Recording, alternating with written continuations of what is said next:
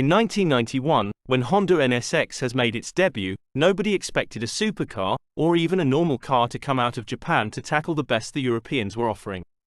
Marques from Ferrari, Lamborghini, Maserati, Porsche, and many more. No one really dared to take the challenge that time, and the current models offered by rivals Toyota, Nissan and Mazda were nothing to the Europeans at that time. Honda had nothing at that time, so they took the opportunity to build the first Japanese supercar to tackle the best of Ferrari. They had high hopes for this project. What started out as an experiment turned out to be a Japanese legend. Even the McLaren F1, the previous record holder of the world's fastest car's design, was inspired by the NSX. Timeless, elegant design by legendary design studio Pininfarina, Honda's advanced engine technology, a lightweight body, and even co-developed by Formula One legend Ayrton Senna, it was a recipe for perfection. One that would redefine and revolutionize the face of Japanese cars, one that would force the Europeans to step up the game, and one that made the undisputed king of sports car at that time, Ferrari, tremble to their knees.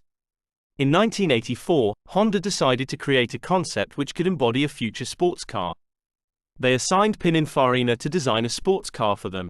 Pininfarina were famous for some of the designs, such as the Ferrari Testarossa, the Ferrari 348 TS, and even the legendary Ferrari F40. Pininfarina designed a car called the Honda HPX, which featured a smooth and streamlined body for aerodynamic efficiency.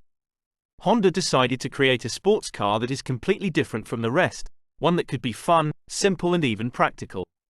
One that could shred a racetrack and pick up groceries at the same time. Management told development that they had high expectations for the car, as they wanted it to be as fast as something out of Germany or Italy.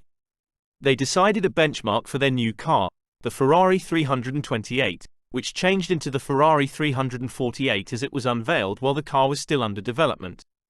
Called Project NSX, which meant New Sports Experimental, they called Pininfarina again to design the NSX, based on the HPX concept they made.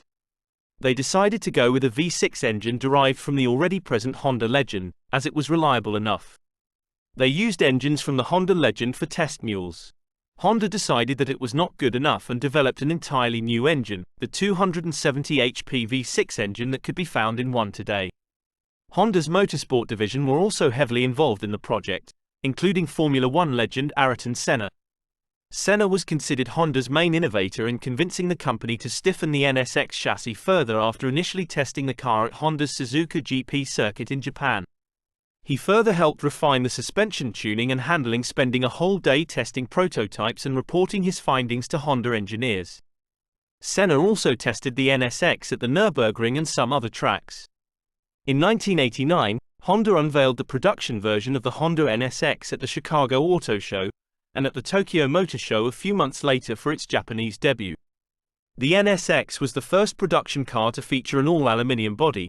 The use of aluminium saved nearly 200 kg in weight over the steel equivalent in the body alone, while the aluminium suspension arms saved an additional 20 kg. Despite the NSX already owning competitors from Ferrari and Porsche, Honda decided that it could do even more with the NSX.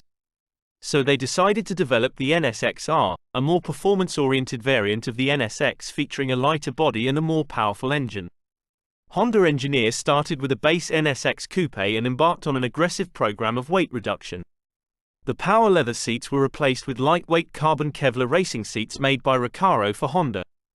The stock forged alloy wheels were replaced with lighter forged aluminium wheels produced by NK, which reduced the car's unsprung weight. The stock leather shift knob was replaced with a sculpted titanium piece.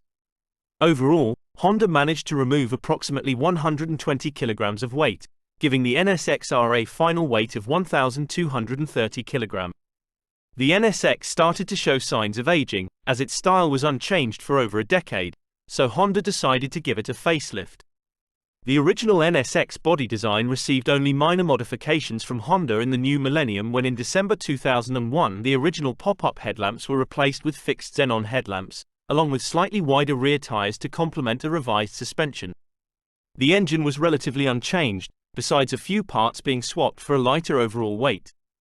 Officially, Honda maintains that the power output of the second general NSX-R engine is 290 bhp, which is identical to the stock NSX. The automotive press, however, has long speculated that the true output of the engine is higher. Sadly, Honda had to discontinue the NSX due to low sales in 2005 after just 4 years after its facelift launch.